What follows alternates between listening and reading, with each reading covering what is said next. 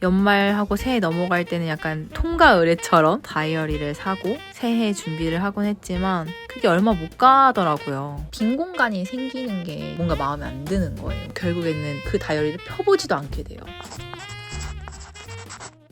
안녕하세요, 리바이브입니다. 지금 제가 이 영상을 찍는 시간은 크리스마스 이브 새벽으로 넘어가는 시간인데요. 지금 이 시즌이 딱 한 해를 정리하고 새해를 준비하면서 다이어리를 많이들 구매하는 시간이겠구나라는 생각이 들었어요. 최근에 이제 리바이브 다이어리 텀블벅도 마감을 한 상태여서 리바이브 다이어리를 구매하시는 분도 계셨을 거고 그 외에 많은 다이어리들을 구매하시는 분들이 있었을 텐데요. 저도 지금처럼 다이어리를 꾸준하게 적기 전까지는 항상 연말하고 새해 넘어갈 때는 약간 뭔가 통과 의례처럼 교보문고에 가서 다이어리를 사고 새해 준비를 하곤 했지만 그게 얼마 못 가더라고요. 새해 조금 반짝 새 마음으로 뭔가 스케줄도 짜고 내가 어떻게 한 해를 살고 싶다 이런 걸 적었지만 한 달 아니면 며칠 가지 않아서 또 비어지는 공간들을 확인하고 그렇게 예쁜 다이어리들이 막 계속해서 쌓여가는 것만 보면서 누군가는 저렇게 다이어리를 꼬박꼬박 쓰면서 자신을 기록하고 성찰하고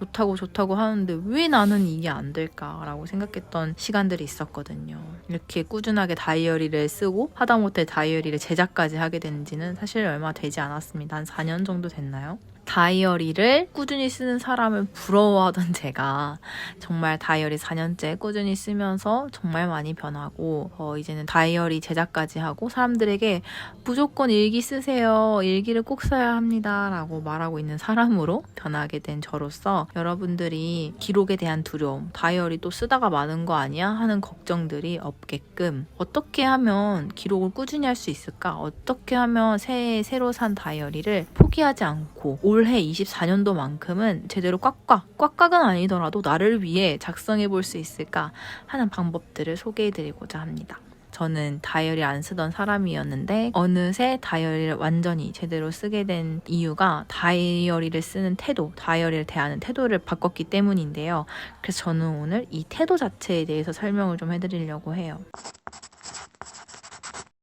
첫 번째는 스스로에 대한 낙인을 지워야 된다고 생각을 해요. 나는 계속해서 다이어리를 살 때마다 매년 다이어리를 거의 수집하는 사람 같아. 수집만 하지 쓰지를 않아. 다이어리 사긴 하지만 나는 또 좀 쓰다 말 거야. 이런 자기의심, 스스로에 대한 낙인. 나는 다이어리를 잘 쓰지 않는 사람이야. 난 쓰지 않을 거야. 어떻게 보면은 거의 확신까지 하고 있는 태도를 없애야 된다는 거예요. 이게 뭔 큰 차이를 주겠어? 라고 생각하실 수도 있는데 제가 잠깐 학원에서 강사 일을 할 때였어요. 그런데 잘하는 아이들한테 너 정말 잘한다 하면 정말 더 잘해지더라고요. 왜냐면 정체성이 잘하는 아이가 돼버렸기 때문에 더 잘하게 돼요. 근데 떠드는 아이 아니면 공부를 못하는 아이들한테 너는 너무 떠드는 애야. 너 너무 공부 못해. 이렇게 만약에 했어요. 정말 더 그렇게 돼요. 공부를 못하는 아이들한테 할 수 있어. 눈을 마주치면서 공부를 잘할 수 있어. 너 그리고 집중할 수 있어.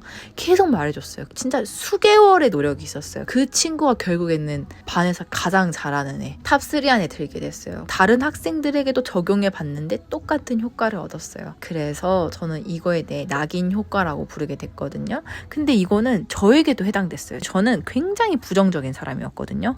그래서 저는 저에 대한 기대가 없었어요. 나는 조금 행복한 일이 있으면 곧 있으면 불행한 일이 닥쳐올 거야. 행복하기보단 불행한 사람이야. 그렇게 말을 하니까 정말 그렇게 계속 되는 거예요. 근데 저를 개선시키기 위해선 아니야. 나는 할 수 있는 사람이야. 처음에는 너무 자기에 대한 의심이 높으면 이런 것도 방법이에요. 나는 긍정적일 수도 있는 사람이야. 약간 이런 식으로 하는 것도 방법이 될 수도 있어요. 그래서 저는 그렇게 저를 개선시켜 왔거든요.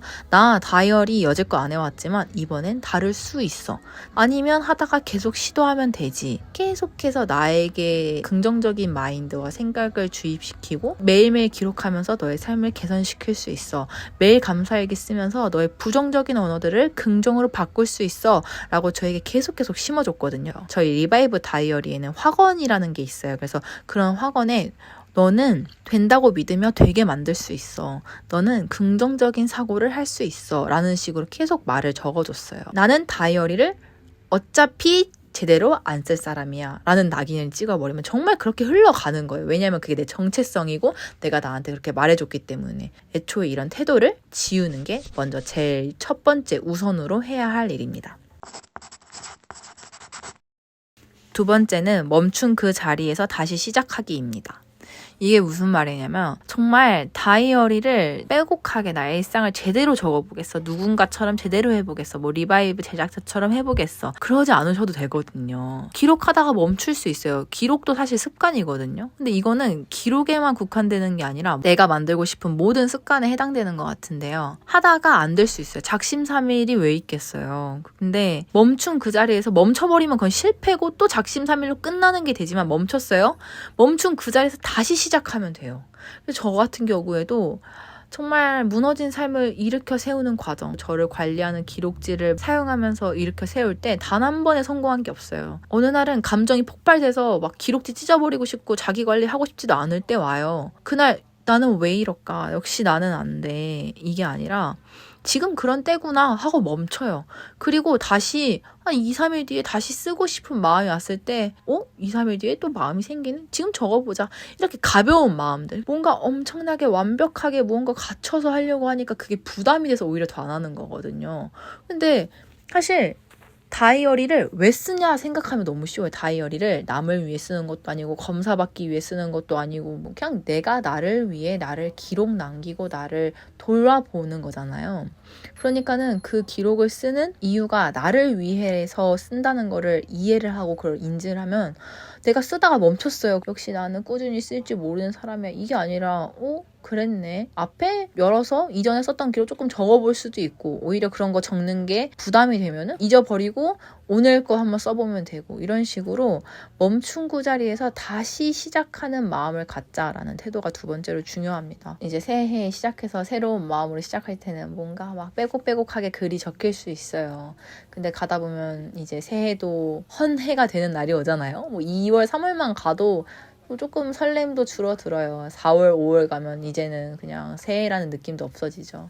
그때 가면은 기록도 대충대충 해지는 날이 올 거고 까먹고 안 하는 날이 있을 거예요. 그래도 그러던 중에 어느 날 한번 기록해야겠다라는 생각이 드는 날이 올 거거든요. 그때 스스로에게 실망하지 마시고 멈춘 그 자리에서 다시 시작하면 되는구나. 이 문장을 다시 한번 생각하시고 자신을 자책하기보다는 그래 나를 위해 쓰는 거지 하고 펜을 잡으시면 꾸준히 일기를 쓰는 습관이 천천히 스며들게 될 거라고 믿습니다.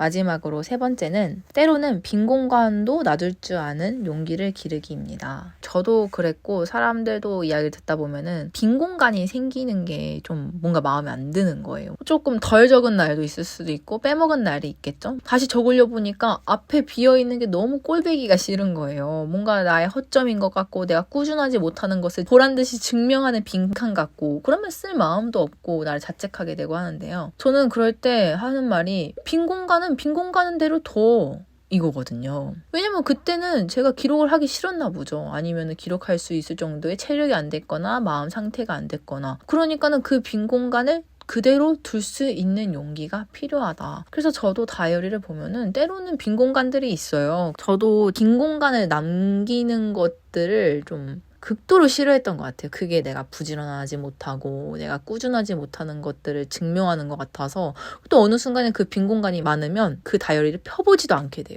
그런데 지금의 저의 태도는 빈 공간을 보고 나 또 안 썼네 이렇게 안 해요. 그냥 빈 공간이구나 하고 넘어가거든요. 그러다가 뭐 조금 그날 좀 특별했는데 그거 좀 남겼어야 됐는데 하면은 뭐 몇 글자 정도 적어놓는 식으로 채우지 절대 빈 공간을 채우기 위해서 그 부담감으로 적지 않습니다. 저희가 오늘 말씀드렸던 첫 번째 스스로에 대한 낙인 지우기, 두 번째 멈춘 그 자리에서 다시 하기, 세 번째 때로는 빈 공간도 놔둘 줄 아는 용기 기르기. 지금 이렇게 세 가지를 말하고 보면은 사실 세 가지의 가장 일맥상통한 중심의 말은 다이어리를 쓰는 게 바로 나를 위해서 쓰는 것이라는 것을 알 필요가 있다는 것 같아요. 올해 이제 또 새해에 다이어리를 구매하신 분들이 많을 텐데 어떻게든 좀 비법, 방법 이런 것들을 찾아서 다이어리를 쓰게끔 뭐 알람을 설정한다던가 벽에다가 스티커를 붙이면서 검사한다던가 할 수 있겠지만 내가 이 다이어리를 나를 위해 쓰고 있지, 그러니까 하다가 멈추더라도 내가 다시 쓰면 되지. 빈 공간이 생겼네? 조금 아쉽긴 하지만 또 오늘 새롭게 채우면 되지. 이런 마음으로 하루하루 차곡히 쌓아가셨으면 좋겠습니다. 그러면 어느덧 한 해가 저물어 가는데요. 밝아오는 24년 새해에 좋은 영상들로 찾아뵙겠습니다. 함께 리바이브해요. 안녕.